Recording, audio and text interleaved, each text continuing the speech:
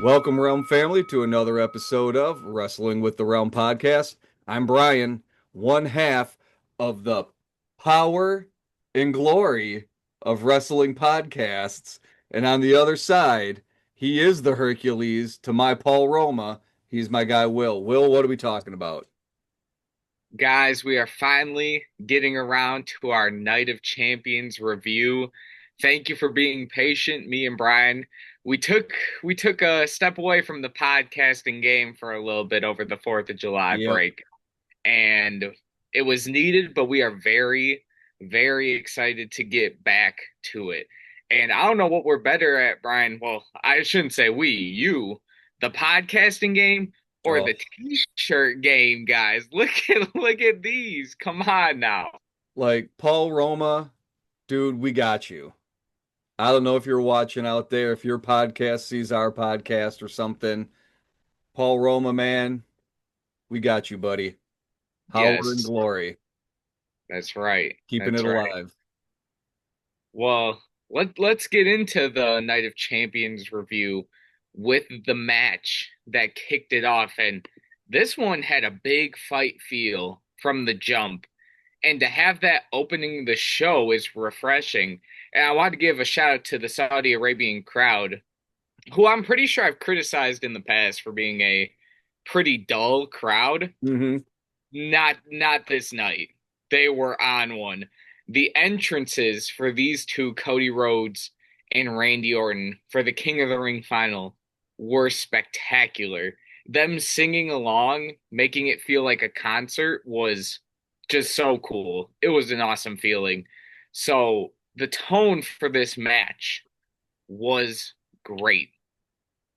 And I think the match itself was solid as well. It's not your super high paced match. It was more of a technical match. And that's the type of match I would expect these two to put on. And they matched my expectations there. Cody taking advantage of a superplex that hurt Randy more than it Hmm. hurt Cody.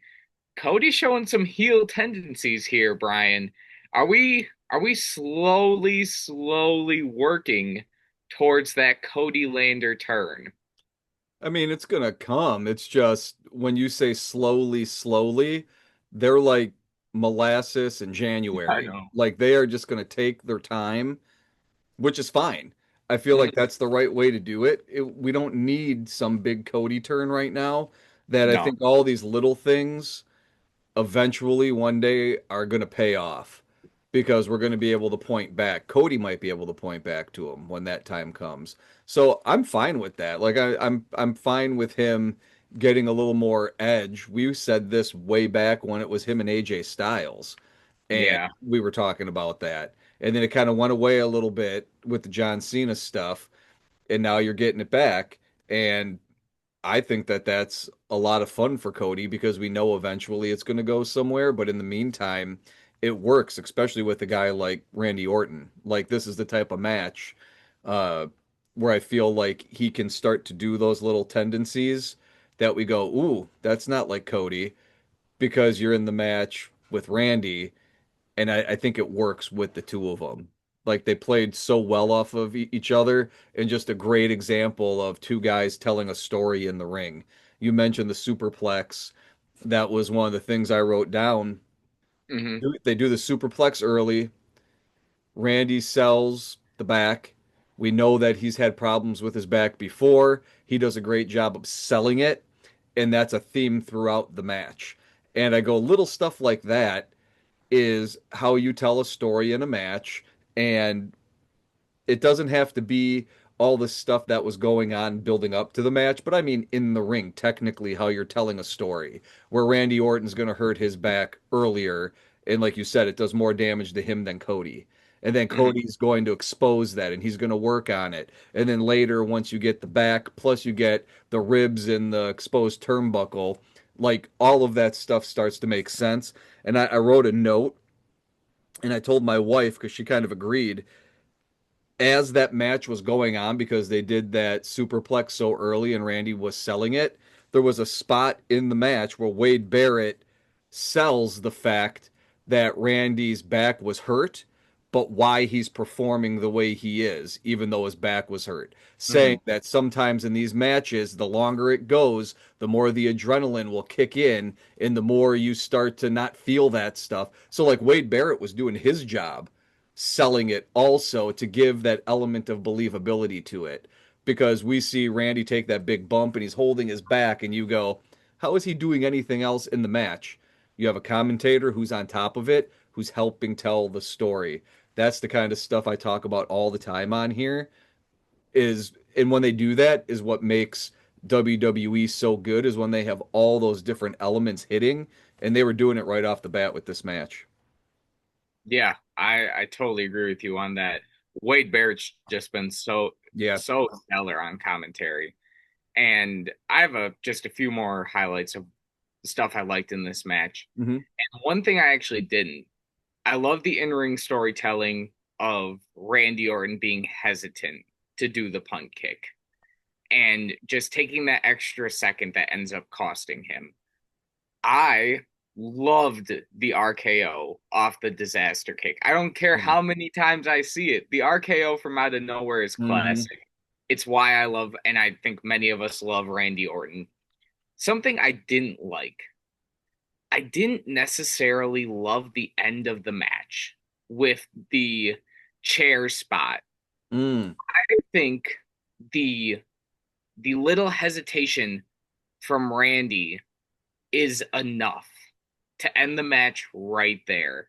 I don't think we need to get like a steel chair involved and then Randy's finally ready to, you know, cheat to win. Like I thought if he hits the punt, fine. If he doesn't, great. Let's end it right there. That's a small little nitpicky thing for this match, which is overall just a very great match.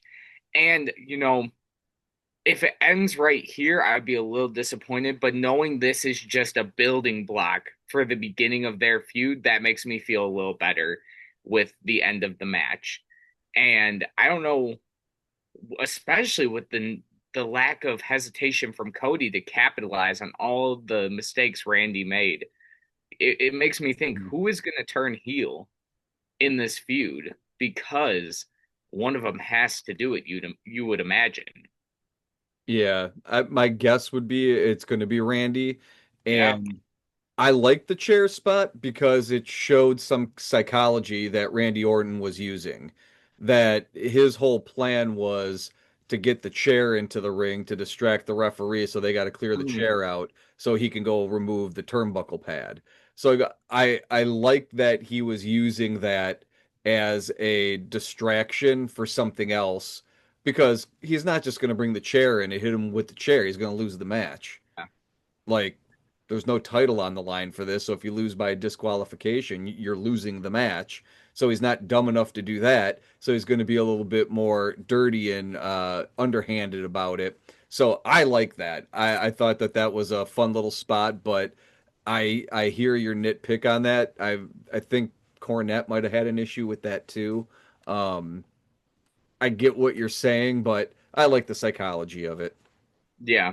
Yeah. Overall, I don't think you can, even with my nitpick, give this match a thumbs down. Yeah. This match was a great start to Yep. this pay-per-view. And I want to say they picked the right winner. I think from the jump, this was the plan to have John Cena face Cody Rhodes at Yeah. SummerSlam.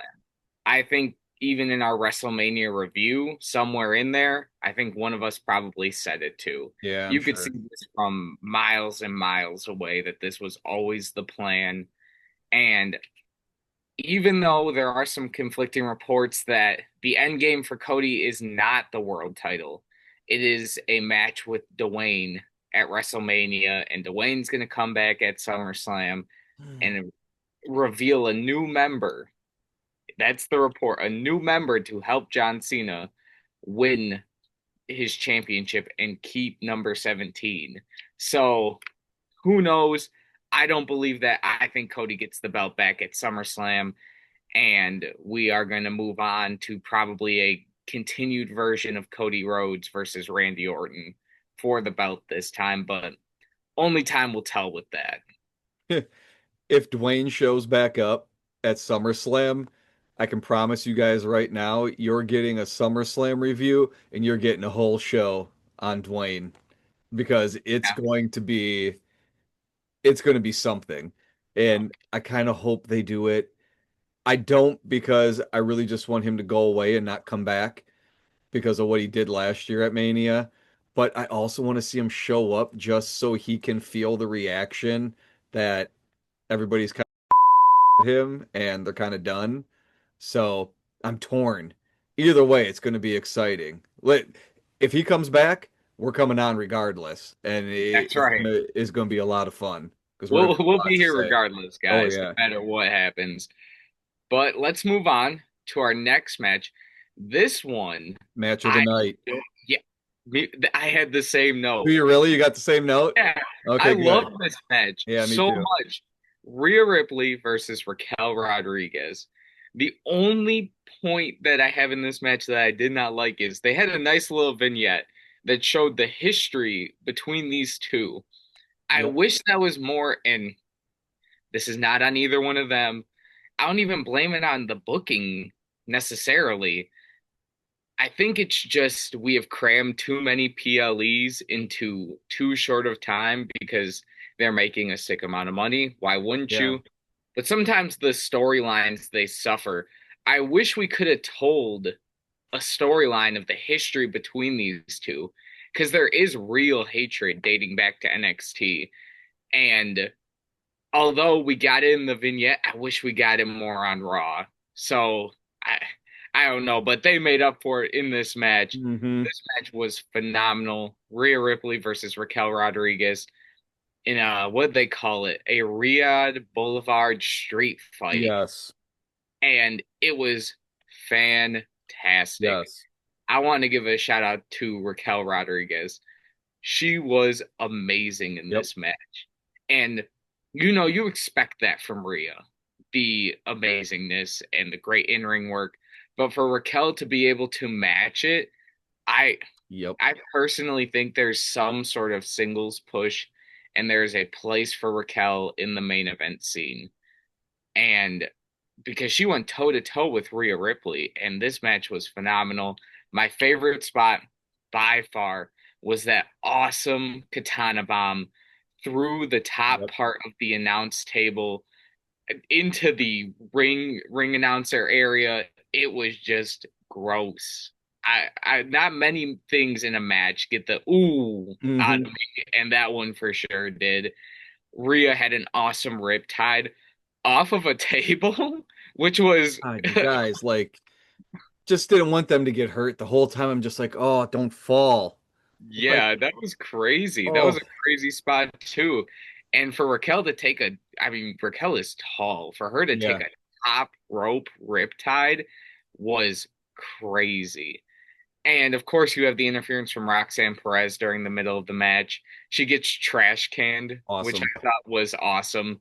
And the only thing I would have liked to see is I wish Raquel would have won.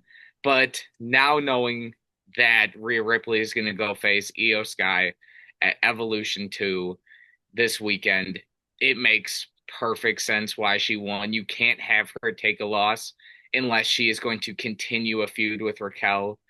But that being said, awesome match from both of them. Brian, what were your thoughts on this match? This was my match of the night.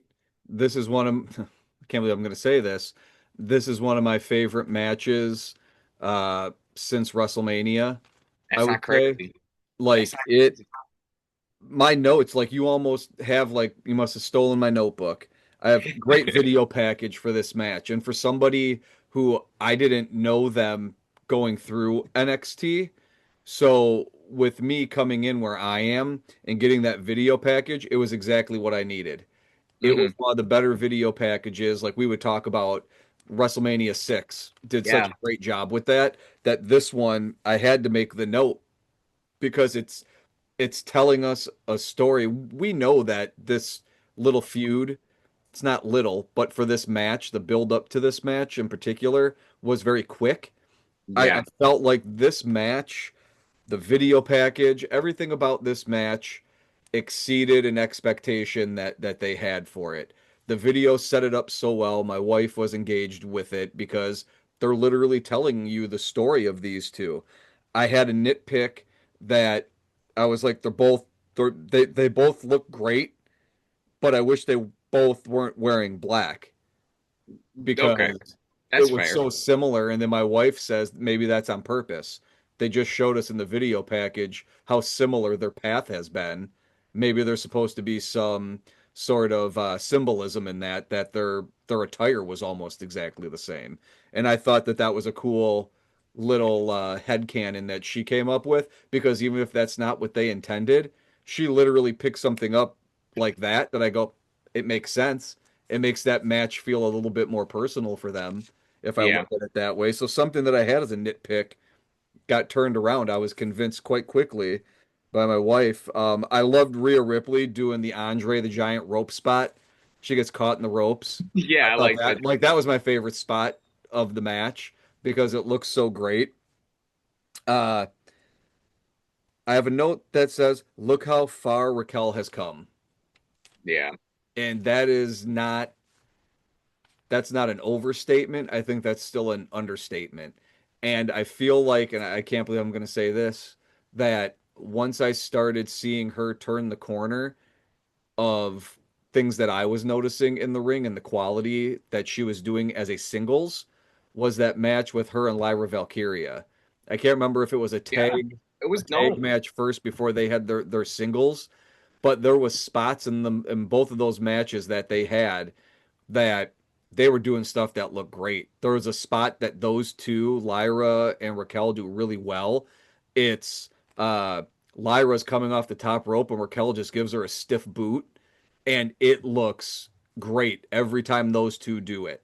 Like it's just for as much as we go at Lyra Valkyria, but not lately. We've been on No. the live.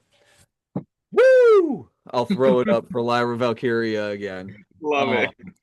her and Raquel work really well together, but this match with Rhea and Raquel was great. Match of the night. I can't say it enough. Even I love Roxanne's spot. I know some people were I think Corny was Mm. kind of had a bee in his bonnet about that too, that it wasn't needed. I thought it was needed because it's still continuing to tell that Judgment Day story.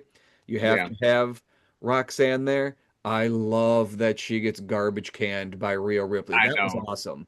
That Like, was it was so good because I feel like this is also something, if I get my way and eventually we get back to a Liv and Rhea team up, all of this stuff comes back and makes more sense later too, with Roxanne being involved in this and her and Rhea getting into it a little bit. Like all of it could come full circle at some point, and if it doesn't, it doesn't. But in the meantime, I thought it was great. It was so entertaining. It was so fun. My last note was that even though Rhea wins, Raquel comes out of this looking like $1 million. hmm She comes out Agreed. of this looking strong, and her she's been elevated because of this match. And that's one thing about these street fights that I will say I get bummed out because they're rarely on a street anymore. Hopefully, this year in Vegas, we can correct that. And somebody Oh, listen to my problem. If we do a Las Vegas Boulevard street match, please just close down part of the strip or Fremont Street to have these guys have a match. Or better yet, take my idea, put them in the Neon Museum downtown. You guys can shoot it great. It'll be perfect for production. It'll look amazing. Just do that. But for these street fights, I feel like those are great matches if you have two strong superstars that you really, no matter who you put over, you don't want somebody walking out looking weaker. These street fights are tailor made for that. And I think that's kind of the purpose they serve. Because even if you take Drew McIntyre and Damian Priest, who comes out of that looking bad? no So one. kudos to the street fight. I feel like they serve a purpose, and it was great. Great match. Yeah, that was my match of the night easily. Let's move on to a match that was it was an all right match to be fair. It was thrown together at the last second. It's built on the fans wanting Karrion Kross, and they got him. Yep. And it was Sami Zayn versus Karrion Kross, kind of just the beginning of another feud, which this is kind of a theme with this pay-per-view. I don't feel like it's the end of many feuds, but it's the beginning of them. And it was it was an okay in-ring match.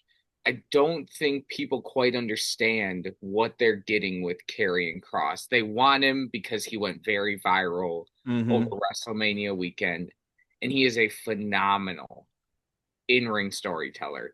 He was in this match as well, I thought. I think him trying to bring out that edge in Sami Zayn, that more vicious side. He wants to see Sami be the bad guy that he knows he is. And that's great. And I love Karrion Kross. And I'm one of those people. I do want more Karrion Kross. I don't know if I want him at the level that others want him at, but I do want more Karrion Kross on TV. That being said, the in-ring stuff, he is a powerhouse. He is good submissions and he's a good technical wrestler. But with more of a upbeat wrestler like Sami Zayn, I don't know in ring if it's the perfect style matchup. And that's where I kind of was like, the match was just okay. It was dominated by Cross for the most part until he really started talking crap to Sammy. And then he gets hit with the blue thunder bomb. And then it was the haluva kick, and it was 1, 2, 3. I felt like they could have gave this feud more time to build, more screen time, but I feel like we're just at the beginning of this. And on Monday Night Raw tonight, spoiler, because we might talk about it in a different episode, Cross does attack Sami Zayn, and he's probably going to put him on the shelf for a couple weeks. So, like I said, we are at the beginning of this feud. I mean, I'm very excited for the feud in general. Yeah, I'm not there yet on Karrion Cross. I'm one of the people who sees his work that he's doing on social media and that kind of stuff, and I go, I like that. Um, but I feel like WWE still hasn't found exactly how they can cash in on that with him. Yeah. Um, like you just explained his motivation better than I feel like they've been telling us on TV. It's kind of there, but it never really gets any traction. And I like Karrion Cross. I want to see more of him. Mm, And I think there's something cool that they can do with him, almost in like a Jake the Snake way, the way that I feel like his psychology and the way that he could play that character. I just don't think they found out a way to quite do it yet. And yeah. this match was just okay for me. I I'm turning into a bigger Sami Zayn fan than I thought that I ever would be. Long when that song comes on, and I'm like, God, this is a rocking song. It is Yeah. great. I just want you to get up and like just start jumping around. Uh, this crowd was dead for Karrion Cross. When you were like, this crowd was lit all night, I was gonna say yes, except for one time Yeah. when I know. Karrion Cross and Scarlett came out, you could hear, I think I heard somebody eating popcorn. I was like, man, I could hear somebody actually eating popcorn. They're so quiet. It was crazy. Like that was kind of wild to me. Uh, I do have a note from the Cody and RKO match, and I bring it back now because there's a headlock.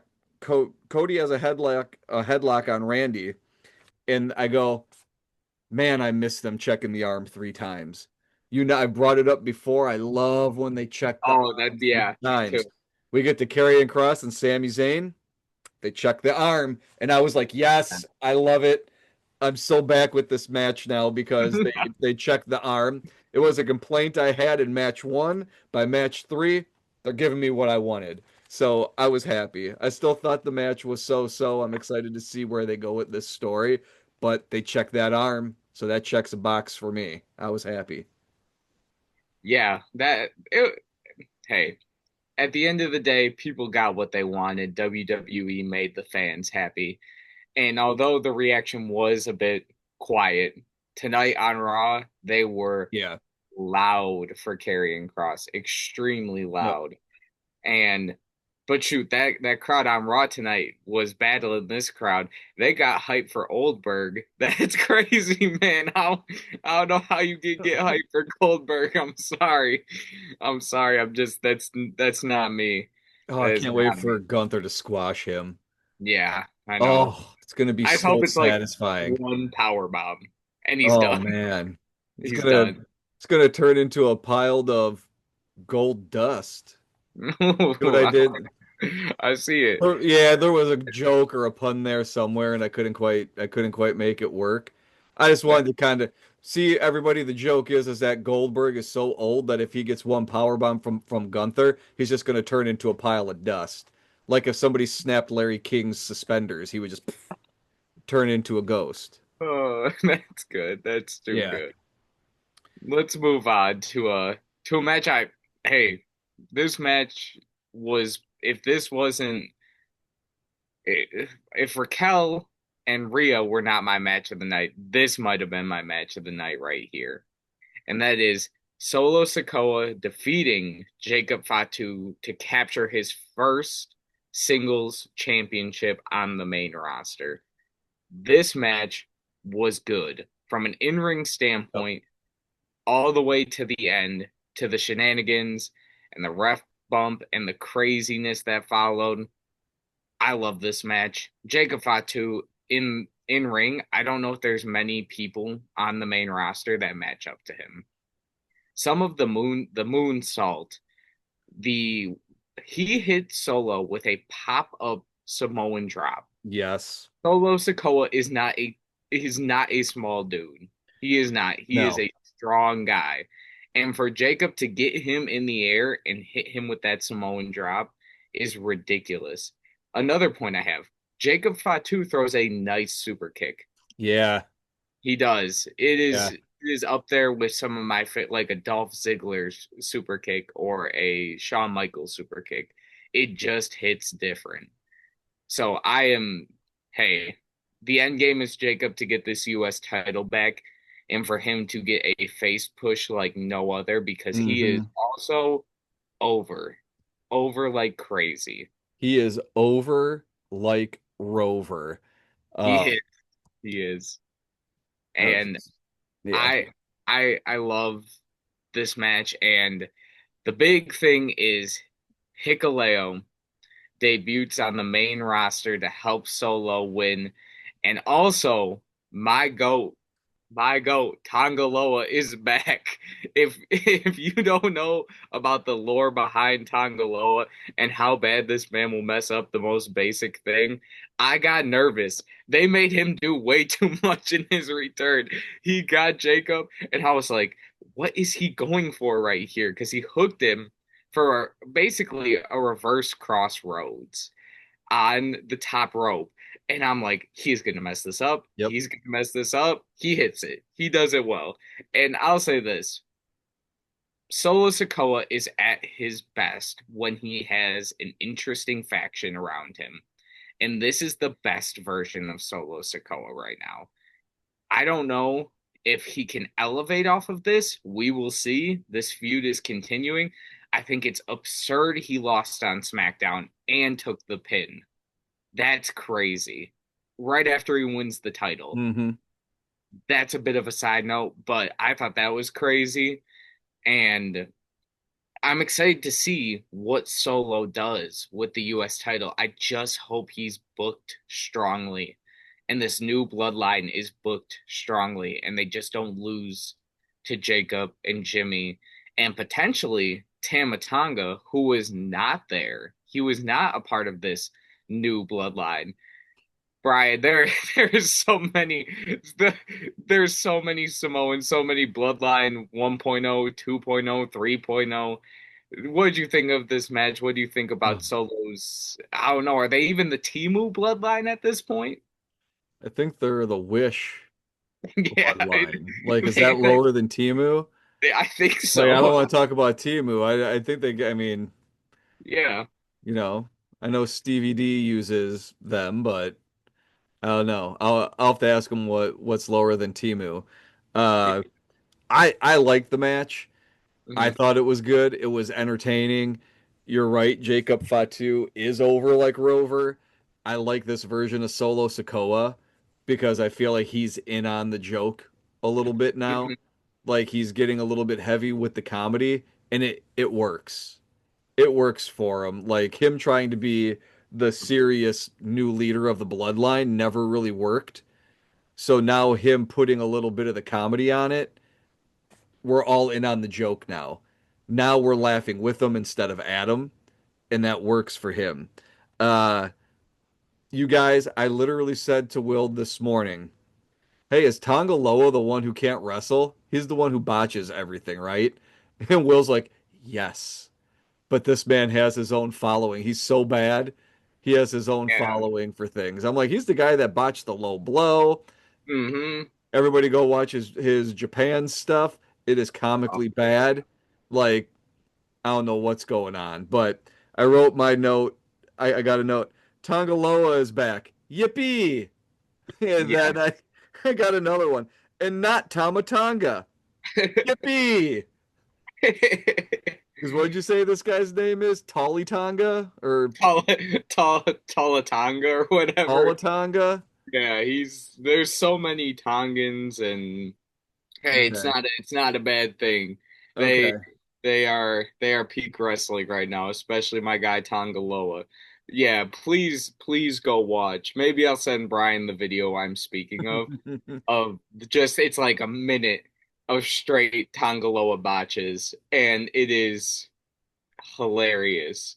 I love that man. You know, you He's know one of what's my funny favorites. that I just thought of now that you're saying, like for some reason when you were saying that, it made me go, he does work in this group though, because he's kind of like Solo Yeah. Sikoa. Like, come on, man. We're all laughing at Tongaloa. Everybody's doing the same thing that you did. Don't give him stuff to do in the ring, especially not in a big spot like this, because he's going to be Papa Shango come running out 3 minutes too late for a spot at WrestleMania 7. Yeah. Papa Shango, Godfather, don't be mad at me. You know it's funny. Um, so yeah, there's that. I thought they both told a good story in the ring. And at first I was going to be a little bit afraid of this match because I thought their styles might not work so well together, but they did. And I thought it was a good story. It's a good feud. They've been building it up for a while. I like that we get a title change out of it. And Jacob Fatu still looks like a monster and is still strong after this match. He takes the loss and he's still coming out on top. So there's not a lot of bad things that I could try to say about No. this match. I also said to Will this morning, I said it was not too long ago we were talking about our excitement, a year from now or wherever it's going to be, where we're eventually going to get a Braun Breaker and Jacob Fatu match. They had that square off in the Royal Rumble where they gave us a couple of camera angles of, we know you guys want these two to go at it, but who would have ever thought that Braun Breaker could possibly be the heel in this situation and Jacob Fatu is the face? Crazy. Like, I'm sure some of you had that on your bingo card. I know I didn't, but I kind of love it. Jacob Fatu, man, he has sold me every time from the moment he got in until now. I've always said this guy's athletic, he's great, but can he do this? Okay, he's these things, but can he do that? Okay, he's this, but can he shoot a promo on his own? Can he do you go every time he just keeps nailing it. And it's awesome to see because this dude, he's so electric. Love me some Jacob Fatu. This is a good story because of him. So excited to see where it goes. Let's talk about some botches. Let's talk about it. Let's talk about a few because we have that in this match. We were just high on the Solo Sikoa Jacob Yep. Fatu match. Let's go to a match we're maybe not as high on, and that would be the Queen of the Ring final between Jade Cargill and Asuka. And I want to make one thing clear: Asuka looked good in this match. Mm-hmm. She was solid, Yeah. and sometimes I forget the hype around Asuka, and I need to ask myself, like, why is Asuka so hyped up? What is the What is the love for? It's her striking. Her striking. I don't know if there's many in the women's division that can keep up with it. You hear the term used all the time, educated feet. Yes. Talk about all the time when they talk about Damian Priest. It's like their favorite thing to bring up. Asuka has that times 10 and the speed she uses it with. Hmm. I'm always impressed with Asuka. I'm hoping for a singles push here to SummerSlam versus either Rhea Ripley or Io Sky. That would be my personal hope. Are we going to get that? Probably not. She's probably going to team up with Kairi Sane, which is fine, but Asuka was great in this match. Jade, on the other hand, Brian, you can kind of take us through this one. What do you got? And I hate being negative on Jade because I don't ever want people to think that we're just picking on people. We try not to do that. We try to be real fair. Lyra Valkyria, perfect example. We were giving we were giving her crap for a while and she changed our mind. So I'll go through the good stuff first that I have. Um, they both look great. I said it takes me back to the 80s and 90s because they both looked very comic booky. Like it took me back to an era of if this match would have been in 1989 or 1990, like I can imagine there being the X-Men ripoff Storm character and a Japanese samurai woman. Like I could totally see that. I don't know. It really, for some reason, their ring gear really just it gave me that feel, which I liked. Uh, it's another constant theme for Jade matches. Take out her legs, and I wrote down though, but that's okay. If that's the way that those matches work for her, that's okay. It's all in how you present it, you know. People who are football fans know Vince Lombardi taking hours and hours to constantly go over and over the same play, the Packers sweep, and you go, well, this is the simplest play on paper. That's the point, is that the Vince Lombardi Packer teams ran the Packer sweep all the time because he wanted them to perfect that simplest play. And just because it was boring didn't mean it wasn't effective. So if a theme for Jade's matches are going to be you got to take her legs out, I'm fine with that. It's all in the execution of how you do it. Uh, the crowd was silent when Jade won. This was time two when they had no reaction for her winning. And that's where I get into some of the negatives of the match. I go, it's an 8 minute match again. And the thing with Jade Cargill is we saw it earlier on this pay-per-view with Rhea and Raquel.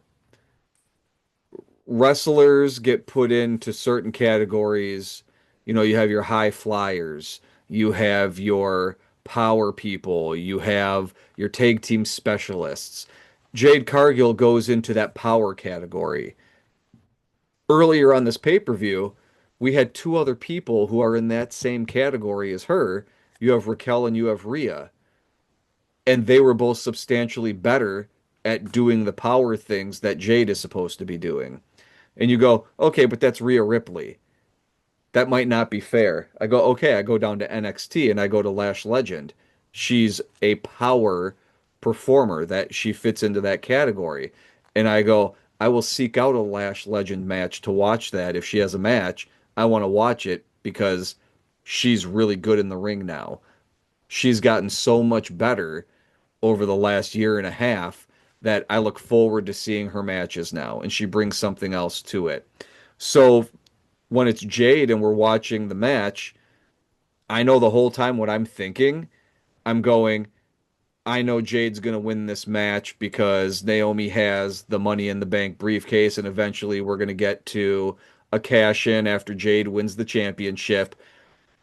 And it doesn't necessarily feel like a forced push on Jade Cargill, but every time she's in a match now, it's in the back of my head.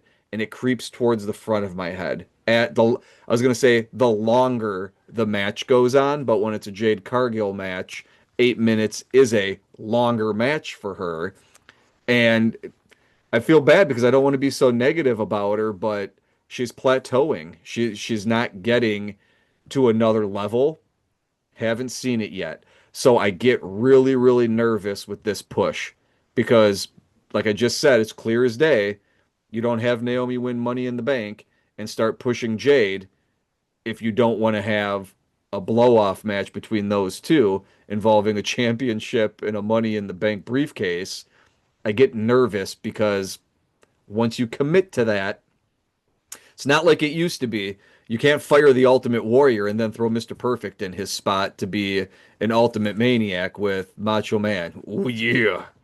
That's right. He had to get out of Dodge. He didn't want to play ball with Vince McMahon. I told him, I said, you got to play ball, uh-huh. He said, don't want to do it. Want to make my comic book. Yeah.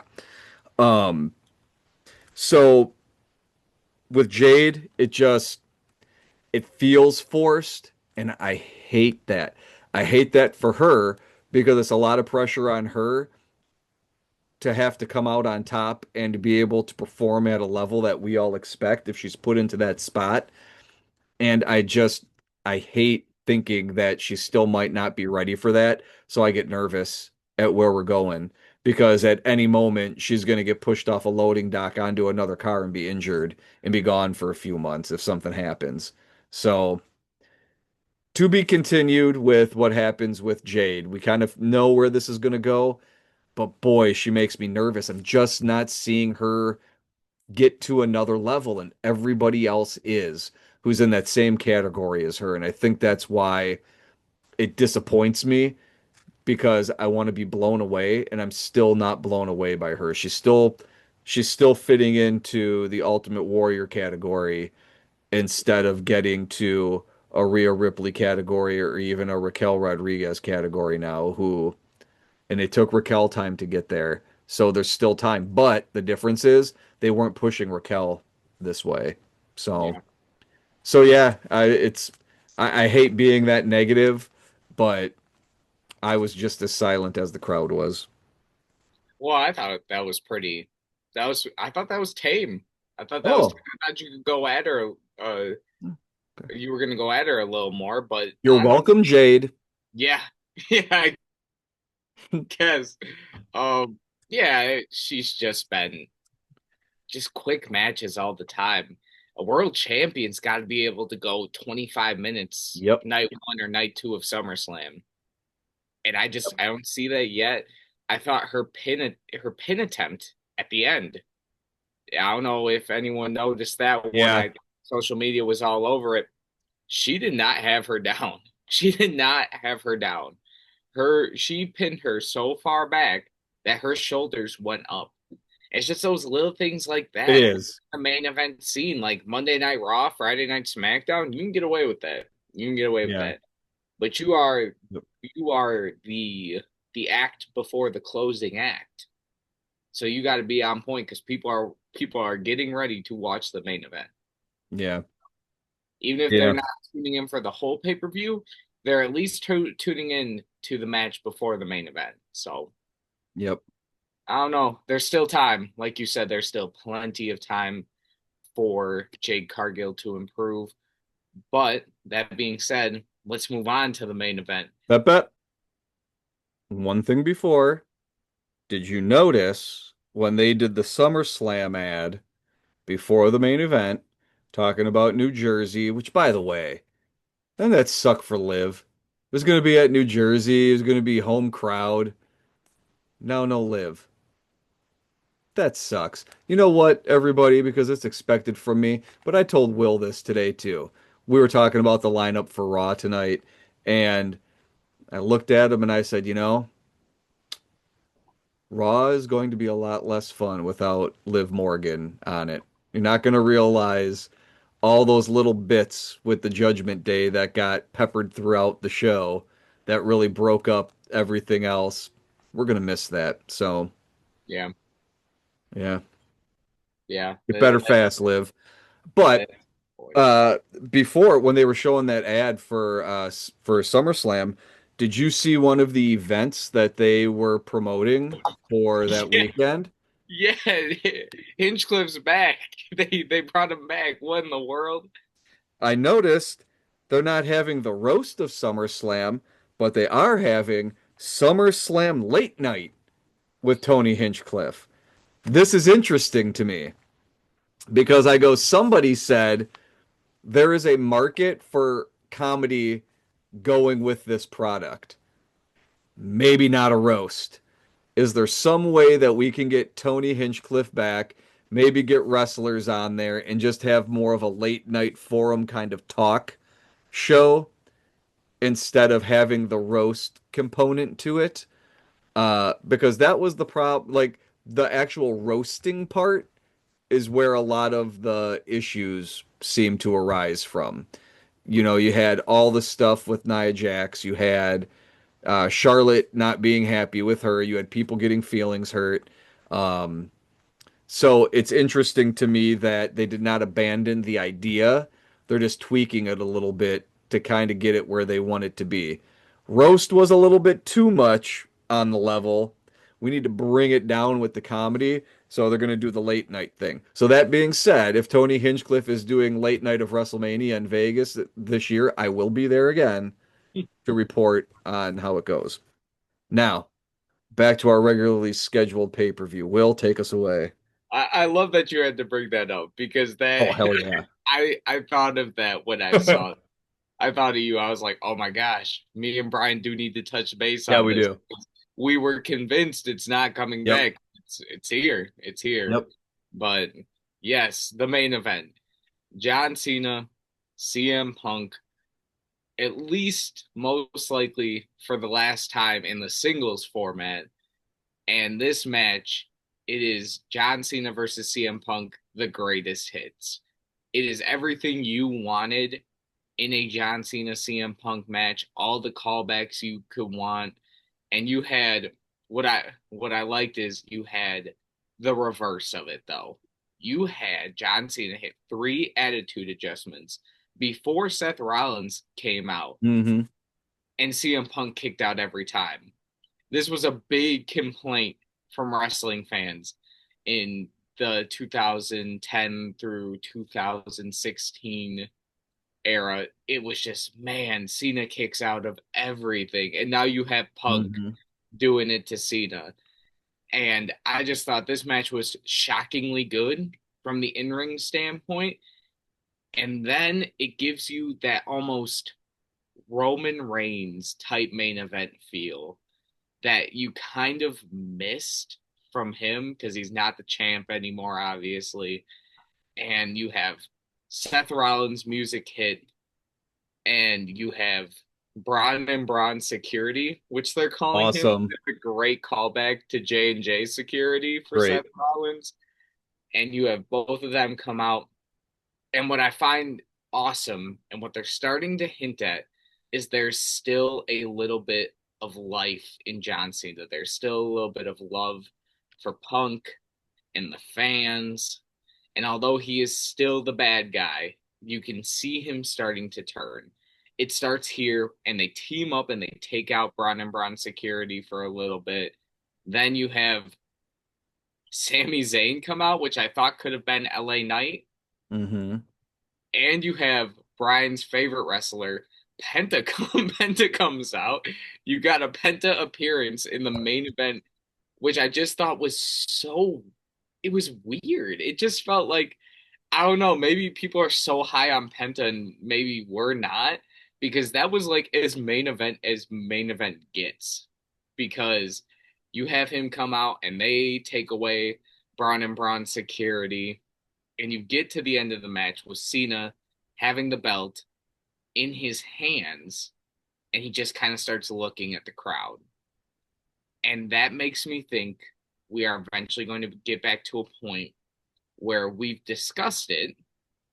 And this is why I do think Cody is going to win at SummerSlam and he's not going to fight The Rock or any of that stuff.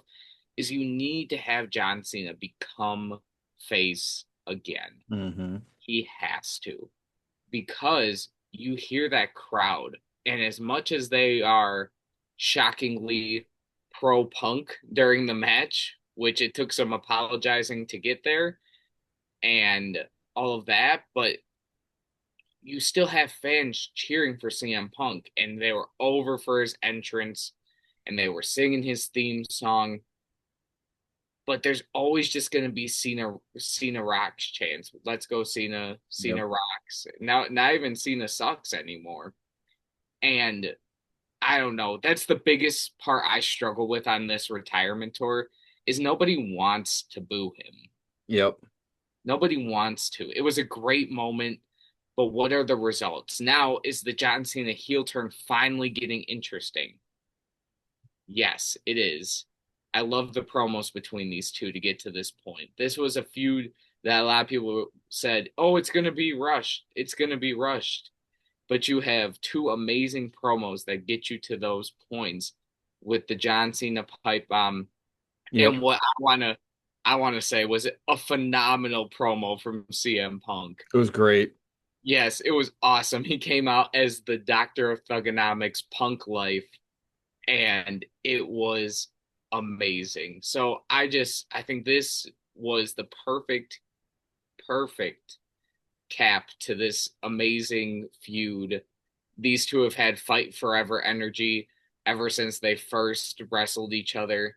And I don't know if it's the end of it.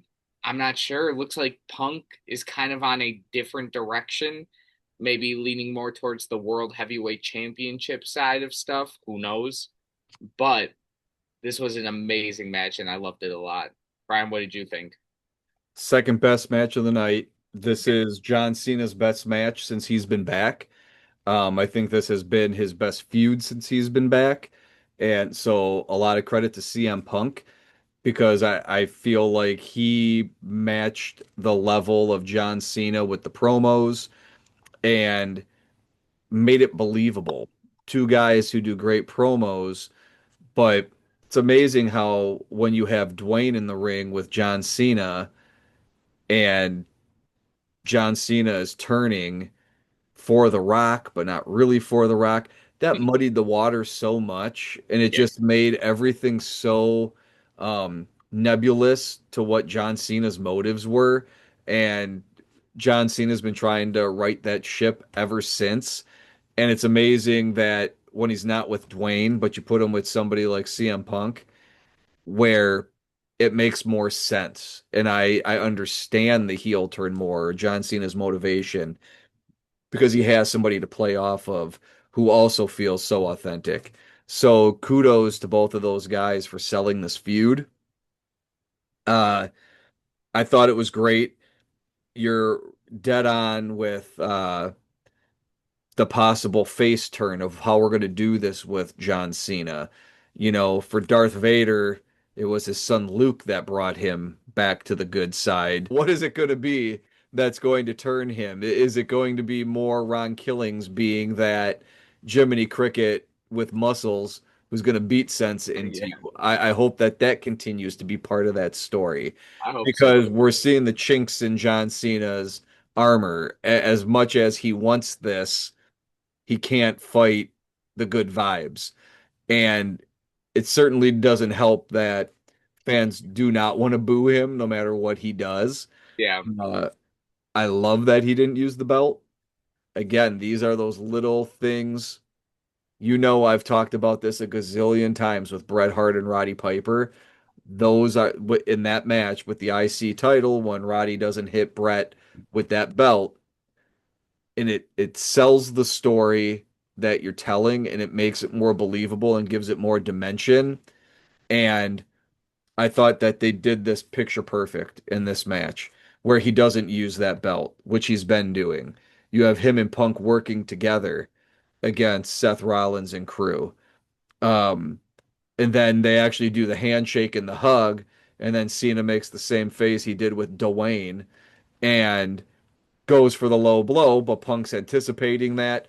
But it's like he got far. He didn't use the belt. He did the handshake. They worked together. Cena did not seem pleased with Seth Rollins. He gave him the look of, what the hell, dude? Yeah. I thought the plan was me saying I'm going to leave with this belt and you can go have your world championship. Um, so that was super interesting. I love that Sammy comes out to help. I don't know why Penta came out to help, and I don't know why Penta decided I'm going to help by taking out Sammy and anybody who's around and just takes out everybody. Like, Uh, yeah, he did do that, didn't he?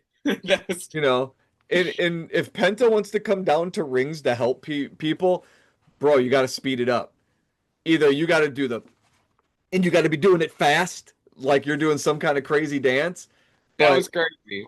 when you're coming out to help somebody, you can't come out and go bam and still doing that while somebody's getting their ass beat. Like you're not much help. I'm But convinced that Penta needs to have a race to the ring with Travis Scott. That would oh, be money. I'm talking like Travis Scott WrestleMania 41 speed versus Penta oh, speed of how they both got to the ring during the main event. And I think this might be one of your biggest pet peeves. I'm not trying to speak for you with Penta, is that that man loves his moment. When it yes, is Penta time, it is Penta time. And he's gonna at yep, least 2 to 3 times, and he's gonna hit his walk. yep. And he's gonna like I felt like his entrance took like a solid 3 minutes. It was crazy. That being said, he still cooks Travis Scott in a race. Oh Travis Scott yeah. I 20 mean, minutes. if it was Hogan doing all of his Hogan stuff that Penta does, we'd all be irate. Like we would all be losing our minds. Like, why is Hogan gotta pose? Hogan's gotta do all of his stuff. He's gotta put the ear up. He's gotta do the posing. Like at a certain point, everybody would just be over that. But with Penta, we let it slide. And I get it. He looks cool. He's been getting better, but I think they've also been booking him better. They've been putting him in spots where it's not just him. A lot of the matches that Penta's been in recently are gimmick matches or multiple people involved in it, and he's good in that. I could see him in a tag team. That makes sense to me. But as a singles wrestler, I think they're booking him better and it makes him look better. So kudos to the bookers for doing that. And Penta, I'm getting there with you. I tease, but he's been looking a little bit better, but I think a lot of that is because of the booking. But that's okay. It's just like with Jade Cargill. You go in the battle with what you have and hit the I mean, it's like Jey Uso coming to. Well, nobody takes longer to get to the ring than Jey Uso, but that's a whole nother thing because he'll go for a second round. Like music Yeah, will he stop, went he'll round go four. back out, he'll be hand slapping with McAfee, he'll start everybody up again, and it's like I get it, Jay, but Jay takes a long time. But I only have kid with Penta now. I'm getting there, but still, come on. Uh, I like that Rollins cost Punk again, Yeah, we're going. So I feel like they're continuing that story. They did a lot. I thought that this match was a really good match. It felt like a big pay-per-view moment, and Seth Rollins group, those guys feel like a legitimate big time faction now. That happened really quickly, and I'm surprised at how quick they were able to solidify that and get everybody on board because they feel like players in a bigger game and they feel menacing. So kudos to everybody involved, the talent, the bookers, creative.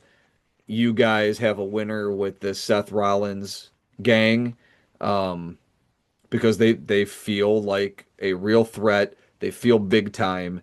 So I like where we're going with that. I've been saying for a while now, I'm excited for War Games. Like I'm already excited for that. I'm so excited to see how those teams are going to break down because there's a lot of interesting things that can happen. I'm still waiting for my Gunther face turn. I'm going to be so happy the day that Jey Uso saves Gunther and Gunther yeets. This is going to be amazing.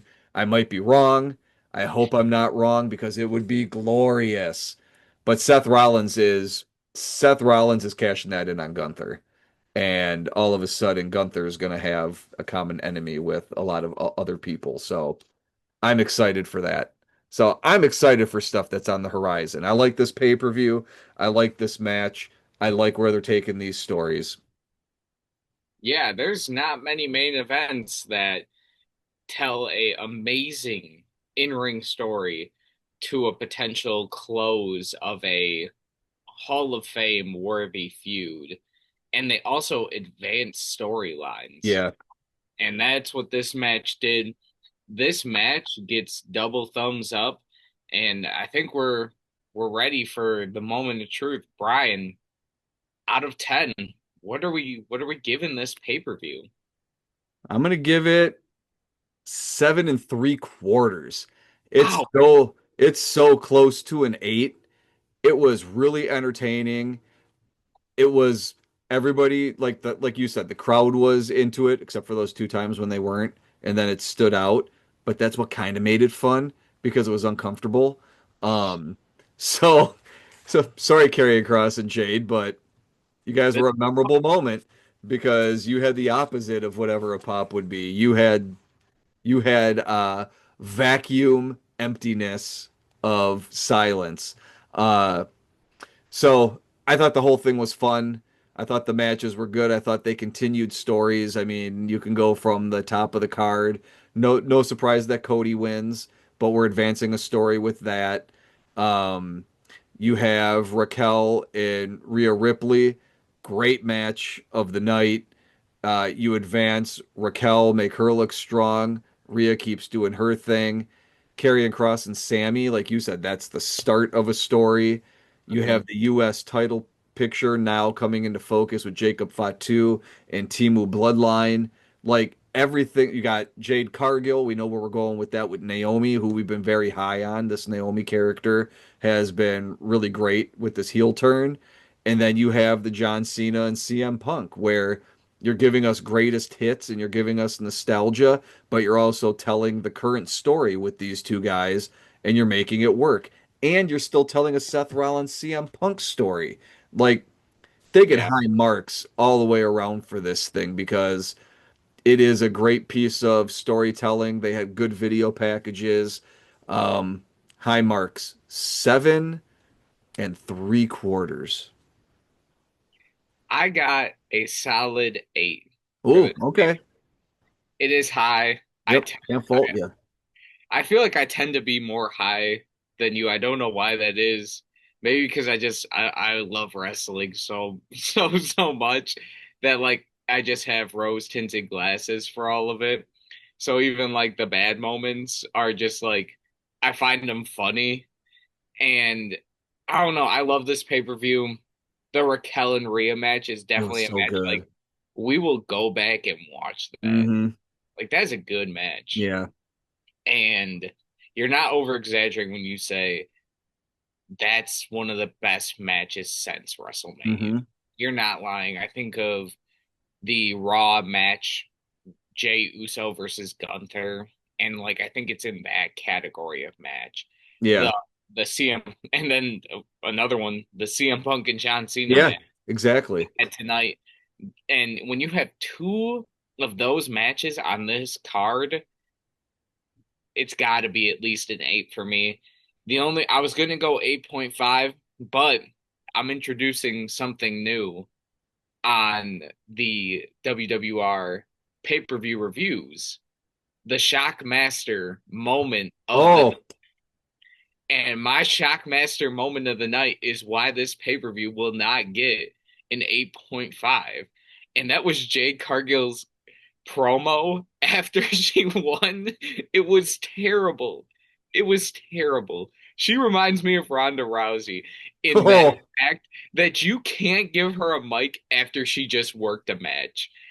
I want everyone to go look up Ronda Rousey losing to Charlotte Flair after she beat, I believe it was Liv Morgan for the title. She retained the title and then she was like, I'm the best champion in the world. And she goes on this awful promo for at least 4 minutes. And then Charlotte Flair comes out and she's like, I'm challenging you for that belt. right now after a match. And Ronda's like, yeah, we're gonna do it. We're gonna do it. And she loses the title in like 2 minutes. It was an awful. Vince was That's a still in shame. charge. Vince Yeah. was still in charge. Couldn't happen to a nicer person. That's a shame. Yeah. And Jade's promo was like, you guys can hate me, but remember these boos, remember the boos. And I'm like, what are you talking about right now? It was just a horrible promo. So that is my Shockmaster moment of the night. Amazing. And you guys are hopefully can look forward to more Shockmaster. Well, hopefully not. Hopefully the pay-per-views are good and we don't have many Shockmaster moments of the night. Dude, But Tonga Loa is back. oh, yeah, no. Who are you kidding? You know what? I'm sure they do it in the NHL too. When they draft a player and they're like, they did it with Cooper Flag. When they picked Cooper Flag and the Mavericks picked him, they were like, hey, he reminds me of Scottie Pippen, same defensive Uh-huh. intensity, same level of scoring.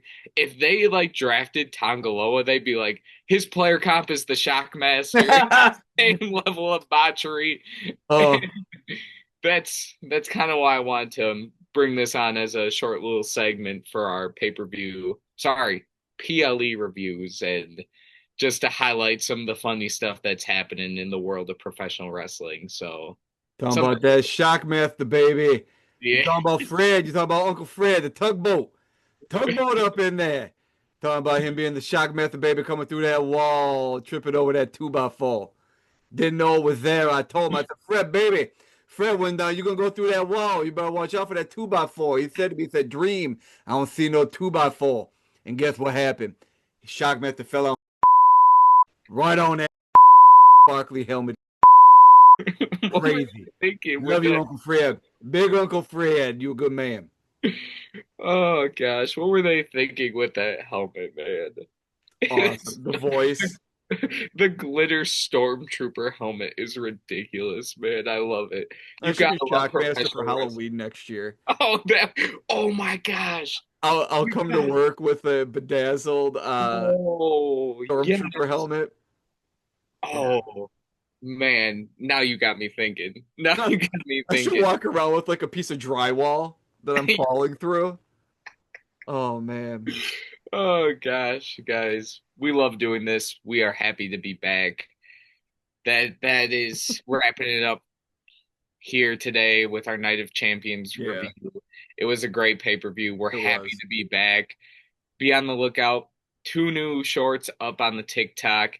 And we wanted to celebrate a quick milestone for both our TikTok and our YouTube. Brian, I did not tell you this, Bring it but on. we just got 51 followers on the TikTok and we achieved 50 subscribers on the YouTube. We appreciate you guys. We love you guys. If you haven't already, go check out the Realm Paranormal podcast. Yeah. They have a ton of just amazing content coming out over there, and a whole bunch to look forward to here and over there. Yeah. So drop a follow over there if you haven't already. Yep, you're right, Will. We got some stuff coming up over there, man. Been doing some evidence of stars. I sounded like Dream again. Hey, baby, Will, we've been doing some of that evidence review, baby.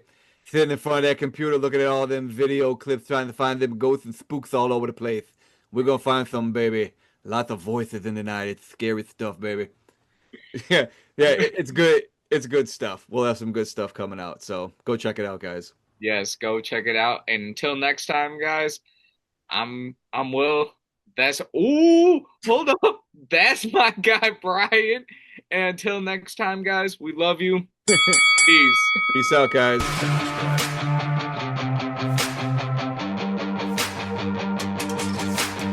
I'm sending you some absolute Tonga Loa He heat, man. he turned into Jonah Hill in 22 Jump Street when he decides to do slam poetry. That's crazy. Wow. Oh no. This is what I'm talking about. You got to check out the one I just sent you. This is maybe my Oh, favorite. that's come on. He's not serious though in this. Oh, there's the botch with the low blow. Oh, oh my God. Do you? He he didn't do a 619. He did a 3. Yeah, He didn't even get to the 6. no, he did. What the? You just gotta. I have so much saved up because I'm telling you, I'm one of this dude's cult followers. Like Oh, he is hilarious. it's got His to be on purpose. It has to be. That can't well, be no, real. because in the one I just sent you, he messes up his debut. Do you remember when he pulled the ref out of the ring in that Yeah. flash match? Yes. He completely missed, like he mistimed his his I don't know when he came out under the ring, dude. Yeah. Like, yeah, because he started his career in WWE with like several botches in a row. He was on fire. One of my Oh favorite ones man. is when he throws Cody into the ropes instead of the corner of the ring. Yes. Like, oh man, legend. I'm talking like legendary stuff from Tonga Loa, once in a lifetime WWE wrestler. You're not gonna find someone that messes up that much. And my favorite, Oh, I have so many favorites. They're all my favorite. When he holds up the belt and he's holding it like this. what is he doing? Yeah, gotta Oh love my it. God. Gotta love it. Thank you for that. I Yes, appreciate that. That's I exactly what got I you. needed. Yes, I got you. I always got you with a little Tonga Loa lore if you need it. If you need a backstory for Tonga Loa, I got you.